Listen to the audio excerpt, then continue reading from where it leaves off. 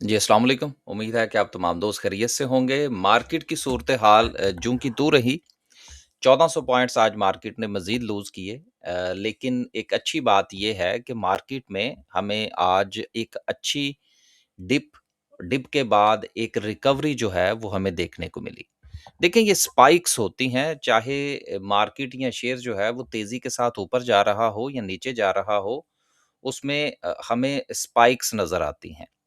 लेकिन वो स्पाइक्स जो हैं वो कितनी सॉलिड हैं, वो एक सर्टेन लेवल से ऊपर जाएँ तो उनके ऊपर रिलाई किया जा सकता है। इस हवाले से बात जो है वो इंशाल्लाह हम करेंगे जिस वक़्त कैंडलस्टिक को डिस्कस करेंगे। 1400 पॉइंट्स की कमी के साथ मार्केट जो है वो 1,66,258 पर जो है वो आज क्लोज़ हुई है। लेकिन अगर हम आज मार्केट का लो देखें, जो कि रफ़ली 1,64,000 का था, 1,63,907 बनते हैं। लेकिन समझने के लिए ज़रा राउंड फ़िगर में अगर हम इसको देखें, तो 1,64,000 बनते हैं। और उसके बाद अगर हम मार्केट की क्लोज़िंग देखें, तो 1,66,000 के करीब जो है वो मार्केट की क्लोजिंग है, तो 2,000 पॉइंट्स जो हैं वो रफली हमें मार्केट में ऐड होते हुए नज़र आए, तो ये एक अच्छा साइन है। जैसा कि कल की वीडियो में भी हम गुज़ारिश कर रहे थे आपसे कि देखिए मार्केट के अब जिस लेवल से मार्केट गिरी है, जिस सपोर्ट को मार्केट ने ब्रेक किया है, 171 का जो ज़ोन था, उसके बाद नीचे मार्केट के पास दरमियान में कोई नई सपोर्ट नहीं है। और अगर मार्केट एक नई सपोर्ट बनाती है, तो फिर उसके हवाले से बात हो सकती है कि वहाँ से कोई नई जो उम्मीद है, वो जाग सकती है या नहीं। ये भी इंशाल्लाह जो है वो कैंडलस्टिक पर चलेंगे तो डिस्कस करेंगे। आज कुछ 1-2 चीज़ें हैं जो थोड़ा-सा आगे चल के मैं डिस्कस करने की कोशिश करूँगा, तो हो सकता है कि वीडियो जो है वो थोड़ा-सा आज लंबी हो जाए। आगे चलते हैं जी। 1400 साथ अगर हम सर्किट ब्रेकर की बात करें, हमने तो आज भी 3 ट्रेड्स ली, कल भी 3 ली थी, आज भी हमने 3 ट्रेड ली। आज 3 ट्रेड में से एक तो ख़ैर कैप हो गया हमारा, कैप होने के बाद वो कैप खुल गया। दूसरा जो था वो सिचुएशन ठीक रही, एक सीमेंट सेक्टर में था, एक एक फूड सेक्टर में हमने पोज़ीशन ली और तीसरी पोज़ीशन जो थी वो ऑटो में ली। जो ऑटो में ली थी उसकी फिर हमने कुर्बानी दी आज। तो छोटी-मोटी ट्रेड्स का सिलसिला जो है वो एक्टिविटीज़ जो हैं वो हमारी तरफ से जारी हैं। सर्किट ब्रेकर की बात करें तो 6 कंपनीज़ जो हैं वो हमें अपर कैप पे मिल रही हैं और अगर हम लोअर कैप की बात करें, तो आज भी 9 कंपनीज़ जो हैं वो लोअर कैप पर हैं। लेकिन जिस तरह से गुज़िश्ता हमने देखा कि एक लंबी लिस्ट थी लोअर कैप्स के हवाले से, उसमें काफ़ी जो है वो कमी आती हुई नज़र आई है। ओवरऑल मार्केट का सेंटीमेंट अभी तक नेगेटिव है, लेकिन आज cement sector, oil and gas, commercial banks और इस इनमें हमें बेहतरी जो है वो आती हुई नज़र आई। जिस यही वजह है कि सीमेंट सेक्टर के 53 पॉइंट्स मार्केट को सपोर्ट करते हुए नज़र आ रहे हैं, जिसको लकी सीमेंट ने लीड किया। उसके बाद रिफाइनरीज़ की सिचुएशन थोड़ी ठीक रही, कुछ रिज़ल्ट अच्छे आ गए अटक जो ग्रुप है उसके, जिसमें अटक पेट्रोलियम का रिज़ल्ट अच्छा था, अटक रिफाइनरी का रिज़ल्ट भी बस ठीक था, अटक सीमेंट का रिज़ल्ट बहुत अच्छा था। देन केबल्स, उसके बाद कुछ छोटे सेक्टर्स के अंदर हमें थोड़ी-सी पॉज़िटिविटी जो है वो आती हुई नज़र आई, लेकिन sentiment it still remains negative. आगे चलते हैं जी, लास्ट पे जो है वो इंशाल्लाह डिस्कस करेंगे आज की कैंडल को। पहली खबर जो है वो राइट शेयर के हवाले से है कि जिसमें मिचेस फ्रूट फार्म जो है वो उन्होंने अपने राइट शेयर इश्यू किए हैं और उनका मकसद ये है कि अपने मामलात को मज़ीद बेहतर करेंगे, लेकिन अब इसमें 2 चीज़ें बड़ी अहम हैं। देखिए राइट शेयर के हवाले से जो मेरी राय है उससे तो आप जो है वो वाकिफ़ हैं, जो रोज़ाना की बुनियाद पर हमारे साथ मुंसलिक हैं, कि मैं राइट भरने के हक में नहीं होता। यानी कि जो राइट जो हैं, वो ये एक भरने का जो एक टेक्निकल लैंग्वेज जो है वो यूज़ होती है हमारे यहाँ। अब उसकी एक वजह है, वजह ये है कि ना तो मैं इंटरेस्टेड होता हूँ किसी भी कंपनी के आईपीओ के अंदर और ना ही मैं इंटरेस्टेड होता हूँ राइट शेयर के अंदर। मेरा ये होता है कि जो भी चीज़ है वो मार्केट में आए, मार खाए, अपना अपनी प्राइस लगवाए, कोई लेवल बनाए तो फिर देखेंगे कि उसमें कोई पैसा डालना है या नहीं डालना है या उसको रिकमेंड करना है या नहीं करना। अब इन्होंने जो राइट शेयर इश्यू किए हैं, अब ये देखिए कि ये राइट शेयर इश्यू कर रहे हैं ₹180 के ऊपर। अ, अब इसमें ₹170 का जो है वो प्रीमियम शामिल है। अब ₹180 का जो है वो ये राइट बनेगा, फ़र्ज़ करें कि अगर आप, ये मैं एग्ज़ाम्पल देने लगा हूँ, अभी तो ये आएँगे, फिर वो ट्रेड होंगे, फिर उसके बाद वो सिलसिला चलेगा, वो राइट शेयर का एक अलग से प्रोसेस है। अब फ़र्ज़ करें इसमें आप पैसा डाल देते हैं, वो पैसा डालने के बाद वो शेयर जब मैच्योर होके ऑर्डिनरी शेयर की सूरत में आपके पास आएँगे तो उसमें तो वक़्त लग जाएगा ना। तो ट्रेडिंग पॉइंट ऑफ व्यू से ये चीज़ें जो है ना ये बिल्कुल भी फ़ीज़िबल नहीं होती। तो लिहाज़ा जिस प्राइस पर ये इश्यू कर रहे हैं ₹180 के ऊपर, मुझे तो ये जो है वो फ़ीज़िबल नहीं लगता। इस वक़्त जो शेयर ट्रेड हो रहा है उसकी प्राइस इससे नीचे है। तो महँगा राइट कौन खरीदेगा? तो इस हवाले से भी आप जो है वो अपना फ़ैसला कर लीजिएगा। हम किसी को रिकमेंड नहीं कर रहे कि वो भरे या ना भरे, हमने सिर्फ़ अपनी राय दी है। वीडियो बनाने का मकसद है अपने ख़्यालात का इज़हार करना। उसमें कोई कम से कम हमारी तरफ से नहीं होती। तो ये आपने देखना होता है एज़ ए इन्फॉर्मेशन कि इससे आप क्या फ़ायदा उठाते हैं, क्या मतलब निकालते हैं, वो आपकी अपनी राय है। आगे चलते हैं जी, हबको का रिज़ल्ट आया। देखने को तो अच्छा रिज़ल्ट है लेकिन इसकी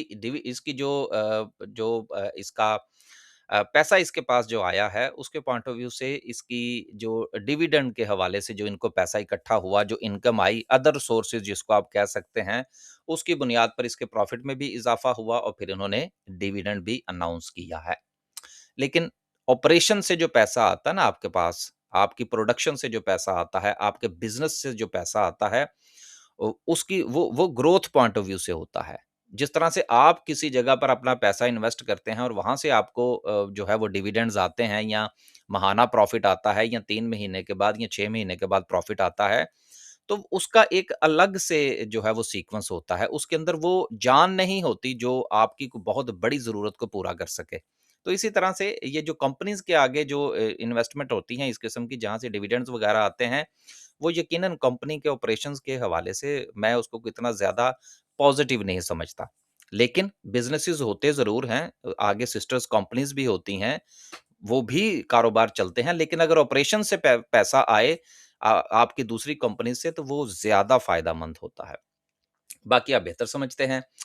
अगली खबर जो है वो पोल के हवाले से है, बहुत अच्छा रिज़ल्ट आया है और इसकी ईपीएस में बहुत अच्छा तकरीबन कोई 20% का इंक्रीज़ है और इसके साथ इन्होंने ₹27.50 का डिविडेंड भी दिया है। अगला जो रिज़ल्ट है वो अटक रिफाइनरी का है, इनकी ईपीएस में थोड़ी-सी कमी आई है, लेकिन फिर भी सूरत-ए-हाल कम अज़ कम जो दूसरी रिफाइनरीज़ हैं, उनकी निस्बत जो है वो बेहतर है। आगे चलते हैं जी, ईपीएस के पॉइंट ऑफ व्यू से यहाँ पर इन्होंने लिखा हुआ है कि ये जो नॉन रिफाइनरी ऑपरेशंस हैं बेसिकली, अब देखें ना यहाँ पर भी वही चीज़ आई है ना, कि जो ईपीएस में जो राइज़ है, ये due to non refinery operations हैं। ये वही बात है जो अभी मैं हबको के हवाले से कर रहा था, कि ये चीज़ें बिज़नेसेस के हवाले से देखनी होती हैं कि ये किस तरफ जो है वो कंपनी का रुख है। इसके साथ इन्होंने डिविडेंड भी दिया है। आखिरी जो है रिज़ल्ट अटक सीमेंट के हवाले से है जिसकी ईपीएस में बहुत अच्छा इज़ाफ़ा हुआ है और इसकी ईपीएस जो है वो ₹4.68 से बढ़कर जो है वो तकरीबन कोई ₹12 के करीब जो है वो हो गई है, ₹11.69। 2-4 खबरें हैं जी, उनका ज़िक्र करते हैं। पहली खबर जो है वो पाकिस्तान नेशनल शिपिंग कॉर्पोरेशन के हवाले से है कि जी उनको जो है वो किसी ने आके कहा है बाकायदा तौर पर कि जी अब जो है वो हम इसमें इंटरेस्टेड हैं और हम इसको खरीदना चाहते हैं। पाकिस्तान की अपनी ही एक गवर्नमेंट ऑर्गेनाइज़ेशन जो है, वो पाकिस्तान नेशनल शिपिंग कॉर्पोरेशन को एक्वायर करना चाहती है और वो है एनएलसी। इसके ऊपर मैं 2 मिनट जो है वो बात ज़रूर करूँगा। देखिए बात ये है कि हम अपनी कंपनीज़ को प्राइवेटाइज़ क्यों कर रहे हैं? प्राइवेटाइज़ हम इसलिए कर रहे हैं कि गवर्नमेंट का काम नहीं है कि वो जो है वो बिज़नेसेस करे। इस हवाले से हमने पीआईए की निचकारी भी देखी। लेकिन दूसरी तरफ जो बात सबसे अहम है वो ये है कि पाकिस्तान नेशनल शिपिंग कॉर्पोरेशन को अगर कोई खरीदना चाह रहा है, तो वो कौन खरीदना चाह रहा है? वो एनएलसी वाले खरीदना चाह रहे हैं। अब ये मुझे बताने की ज़रूरत नहीं है कि एनएलसी वाले कौन हैं। अब ये बिल्कुल अगर आप थोड़ा-सा गौर फरमाइए, तो आपको सारी पिक्चर जो है वो क्लियर होती हुई नज़र आएगी क्योंकि हमारी ज़्यादातर कोशिश ये होती है कि हमारी जितनी भी बातें सारी की सारी इकोनॉमी के हवाले से हों, स्टॉक मार्केट के हवाले से हों और हम इधर-उधर जाने से थोड़ा-सा परहेज़ ही करते हैं, लेकिन कभी-कभी निकल जाते हैं।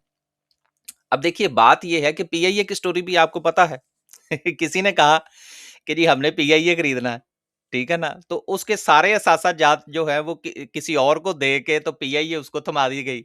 अब वो सोच रहा है कि मैं पीआईए के साथ क्या करूँ? एक तो वो इश्यू है। वो भी स्टोरी आपको पता है कि पीआईए के साथ जो मामला था वो क्या हुए हैं। अब वो पीएसओ का फड्डा पड़ा हुआ है कि जो पीआईए का जो फ्यूल की प्राइसेज़ हैं पीएसओ की जो अरबों रुपया देना है, अब वो कौन देगा? वो नए देंगे, पुराने देंगे या जिनको असासाजात थमाए गए हैं वो देंगे? तो ये मुझे थोड़ा-सा इसके हवाले से जो है ना वो थोड़ा-सा को प्रोफ़ेशनलिज़्म नज़र नहीं आ रहा प्राइवेटाइज़ेशन के हवाले से। अब यही इश्यू यहाँ पर मुझे जो चीज़ खटक रही है, वो पाकिस्तान नेशनल शिपिंग कॉर्पोरेशन की भी है, कि अब इसमें भी जो है वो एनएलसी जो है वो अपना किरदार अदा करेगा। तो बात तो फिर वही हो गई ना कि जिस तरह पीआईए के असासाजात जो थे वो पीएफ में चले गए और एनएलसी जो है अब ये अगर इसमें इंटरेस्ट जो है वो बन जाएगा एनएलसी का पाकिस्तान नेशनल शिपिंग कॉर्पोरेशन में, तो फिर इसका मतलब तो फिर यही हुआ ना कि फिर फिलहाल को प्राइवेटाइज़ेशन जो है वो होती हुई नज़र नहीं आ रही। तो उम्मीद है कि इस हवाले से जो आप बात को समझ गए होंगे कि मामलात किस तरफ जा रहे हैं। आगे चलते हैं और अगर ये भी प्राइवेटाइज़ेशन या इसको जो एक्वायर करने के हवाले से जो मामलात हैं, ये उसी तरह से हुए कि जिस तरह से पीआईए के हुए थे, तो फिर इसका रिज़ल्ट भी वही निकलेगा जो कि इस वक़्त पीआईए का निकल रहा है। अगली खबर जो है वो स्टेट बैंक ऑफ पाकिस्तान के हवाले से है कि जिसने इंटरबैंक से सॉरी स state bank of Pakistan dollar purchases from interbank market 6 billion in 12 months. अब देखिए किसी भी सेंट्रल बैंक का अगर वो मार्केट से पैसा उठाता है या डॉलर्स वहाँ से खरीदता है तो ठीक है, ऑपरेशंस के पॉइंट ऑफ व्यू से बैंक्स ऐसे किया करते हैं।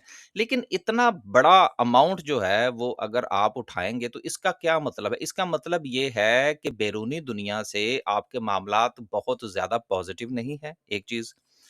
जो आप अपना पांडा बॉन्ड जो था वो इंटरनेशनल मार्केट में लॉन्च करना चाह रहे थे, शायद वो नहीं हो रहा, उसमें बहुत सारे मसाइल मौजूद हैं। दूसरी चीज़ जो है वो ये है कि बाहिर से जो इंटरेस्ट रेट आपको ऑफ़र हो रहा है वो बहुत हाई है। और तीसरी बात ये है कि आपकी एक्सपोर्ट्स जो हैं वो शायद उतना परफ़ॉर्म नहीं करने जा रही जितनी आप तवक्को ले रहे हैं। और चौथी बात ये है कि बाहिर से जो आपको कर्ज़ मिलना होता है, वो 1 से 1.5% पर मिलना होता है, अगर आपकी क्रेडिट रेटिंग बेहतर हो। लेकिन ये सारे के सारे मामलात इस तरफ इशारा कर रहे हैं कि हमने गुज़िश्ता जो भी काम किया है पाकिस्तान की इकॉनमी को बेहतर करने के हवाले से, अब उसमें सस्टेन करने का प्रॉब्लम पैदा हो रहा है।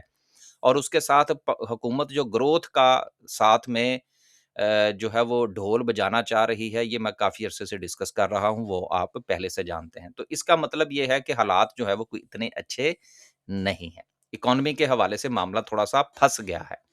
लास्ट पे डिस्कस करते हैं जी ओजीडीसी के हवाले से सेम खबर जो थी वो हमने पीपीएल के पॉइंट ऑफ व्यू से चंद दिन पहले पढ़ी थी। उसी वही सेम खबर जो है वो अब ओजीडीसी के नाम से आ गई है कि अब वो मज़ीद जो है वो रेकोडिक के अंदर अपना पैसा डालने जा रहे हैं।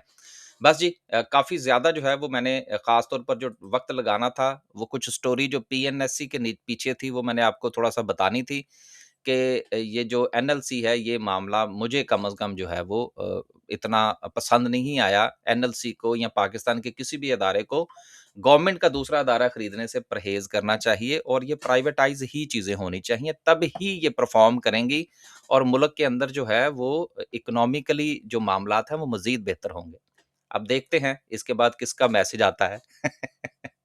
आखिर में डिस्कस करते हैं जी आज की कैंडल को। कैंडल को पहले हम छोटे जो है वो टाइम फ्रेम पर देख लेते हैं। आज मार्केट में हमें मार्केट जो है छोटे टाइम फ्रेम के ऊपर भी अगर हम देखें, तो इस कैंडल को अगर आप देखें तो यहाँ पर आपको मार्केट में एक रिकवरी आती हुई नज़र आई। तो रिकवरी आई तो फिर हमने भी ट्रेड्स डाली, जो जिसका भी मैंने आपसे ज़िक्र किया। लेकिन सबसे अहम चीज़ ये होती है कि जो स्पाइक्स बनती हैं, वो तो अगर आप ये देखें, तो आपको ये बनती हुई नज़र आ रही हैं और उसके बाद नीचे, फिर स्पाइक, फिर नीचे, फिर स्पाइक, फिर नीचे। अब ये सिलसिला तो चल रहा है, लेकिन देखना ये है कि कहाँ पर हम ये कह सकते हैं कि वाक़यतन मार्केट ने पाँव लगाया है। उसमें 2-3 चीज़ें जो है वो हो सकती हैं। पहली चीज़ तो ये है कि छोटे टाइम फ्रेम के ऊपर मार्केट ने आज का जो लो लगाया है, वो 1 लाख रफ़ली 64,000 का है। अब 2-3 चीज़ें छोटे टाइम फ्रेम के ऊपर देखने की ज़रूरत, फिर हम बड़े टाइम फ्रेम के ऊपर जाएँगे। पहली चीज़ तो ये है कि मार्केट ने जब अपनी ये रेजिस्टेंस ली थी यहाँ पर और यहाँ पर मार्केट ने अपना जो है वो ये डबल टॉप फ्रेम किया था और उसके बाद मार्केट नीचे गिरी थी। उस वक़्त से लेकर अभी तक मार्केट जो है ये अपने छोटे टाइम फ्रेम के ऊपर कोई ट्रेंड जनरेट नहीं कर पाई।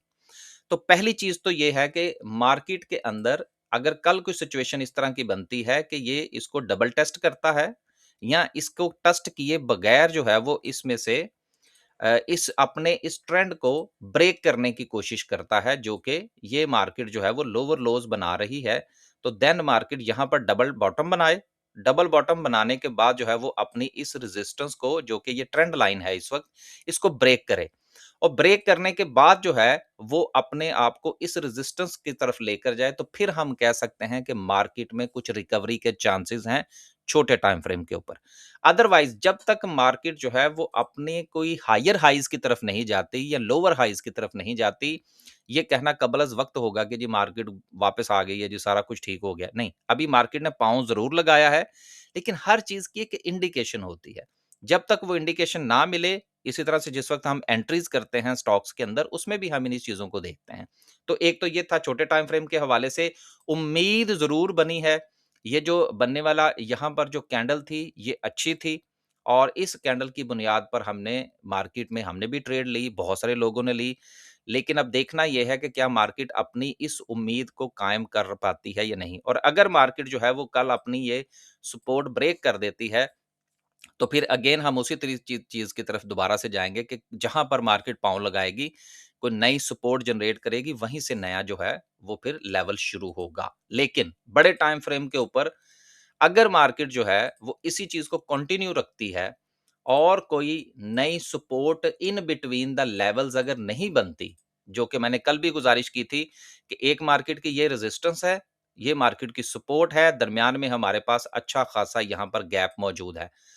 आज मार्केट ने अपनी ये वाली कैंडल जो है वो प्लेस की है। अगर तो मार्केट जो है वो अपनी रेजिस्टेंस को ब्रेक करके देन जो है वो वापस चली जाती है, तो मार्केट का ट्रेंड पॉजिटिव हो जाएगा। जब तक मार्केट अपने 171 के लेवल को ब्रेक करके ऊपर क्लोजिंग नहीं देती, मार्केट का ट्रेंड रिमेन नेगेटिव रहेगा। सपोर्ट जो है ये उस वक्त कंसीडर होगी कि कल बनने वाली यहाँ पर जो डे की कैंडल है वो इसके लो को ब्रेक ना करे, फिर जो है वो हम इसको किसी हद तक कंसीडर कर सकते हैं। बस जी, आज के लिए सिर्फ इतना ही। खुश रहें, आबाद रहें। आज वीडियो थोड़ी लंबी हो गई, लेकिन कुछ चीज़ें होती हैं जिनको डिस्कस करना बड़ा ज़रूरी होता है स्टॉक मार्केट के पॉइंट ऑफ व्यू से। जब तक आप डिस्कस नहीं करेंगे, बात नहीं करेंगे, चीज़ों को समझने की कोशिश नहीं करेंगे, चीज़ें समझ में नहीं आती। और हम भी सीखने की कोशिश कर रहे हैं, आप भी अपना ये सिलसिला जारी रखिए। कमेंट करके ज़रूर बताइएगा कि आपको जो सिचुएशन है मार्केट की, वो क्या लग रही है? क्या मार्केट यहाँ दरमियान में कोई सपोर्ट बनाएगी? या की सूरत-ए-हाल जो है वो आगे जाती हुई नज़र आ रही है? इजाज़त दीजिए जी। अल्लाह हाफ़िज़।